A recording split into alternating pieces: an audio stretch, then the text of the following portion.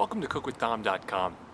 Not too long ago, my wife and I were strolling through Little Italy during the Feast of San Gennaro, and we happened upon this brand new restaurant, only been open for about a week.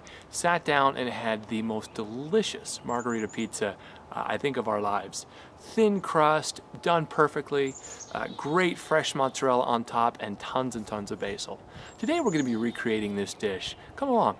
If when I say we're making a margherita pizza, your first question is, how is Tom going to get tequila, margarita mix, and some triple sec on top of a pizza? And you need to invite me to your next party, because this is not going to go on our pizza.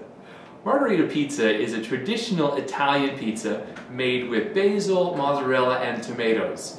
Today we'll be making a special version of this dish. As a general rule, if it looks like it once held toilet paper, I don't want to eat what's inside of it. This is even more important for this recipe, as the leavening agent in this is baking soda, which ordinarily is great for pancakes and biscuits. But since we're making a thin crust pizza, the heat of the oven will cause the baking soda to activate, causing the crust to rise. We don't want that. Shredded mozzarella in a bag also includes things like calcium chloride, potato starch, cornstarch, stuff that you really wouldn't normally put on a pizza. And although combining those ingredients in a pizza is easy, you end up with a soggy bottom crust that's risen and really tastes more like a biscuit with pizza on top of it. That's not what we want. Today we're going to learn how to make a pizza with a nice thin crispy crust, as well as how to use fresh mozzarella to make a delicious pizza. Like any good yeast dough, we want to start off with our basic ingredients: yeast, sugar, and water. For this recipe, we'll add 1 cup of warm water, a half teaspoon of yeast, and a half teaspoon of sugar. We'll let that sit for about 10 minutes. In the world of bread Nazi, there's controversy about when to best add salt to the dough. If you add it too soon, it can actually cause the structure of the bread to weaken. But if you add it too late, it affects the flavor. Because we're making a thin crust pizza, structure isn't as important, so we're going to add the salt early.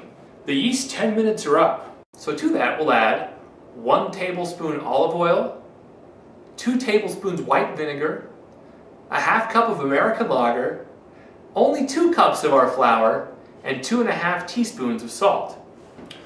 Once we've got all those ingredients in, it's time to turn up the heat. Once the mix is incorporated, you can start adding the additional flour about a half cup at a time. Although I try to stay away from product endorsements on my show, I gotta say, King Arthur flour is by far the best flour for bread making.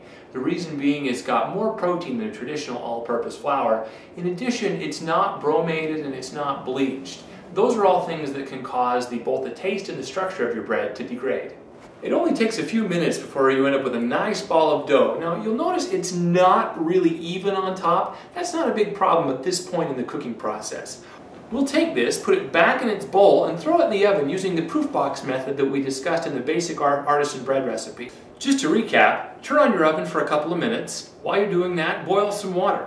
Once the water's to temperature, take a shallow pan in the oven on the bottom rack, pour the water into the shallow pan, then take your dough in the bowl, cover it with a clean, wet cloth, and put it in the oven for an hour and a half.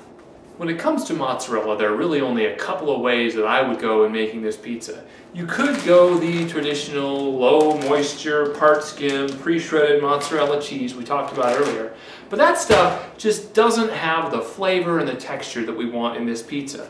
The most common or traditional way is to use mozzarella di bufala di Campana. Campana is a DOP cheese. Now that's short. DOP can be roughly translated as protected origin.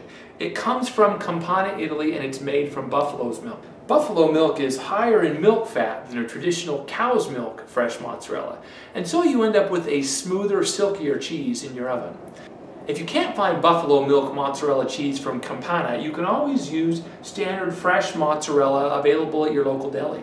Most larger towns are fortunate enough to have an Italian importer, where it's the best place to go to get a lot of these ingredients. I picked up the buffalo mozzarella cheese and the San Marzano tomatoes at my local importer. If you can't find San Marzano tomatoes, you can always just pick up a standard can of diced tomatoes with Italian seasoning.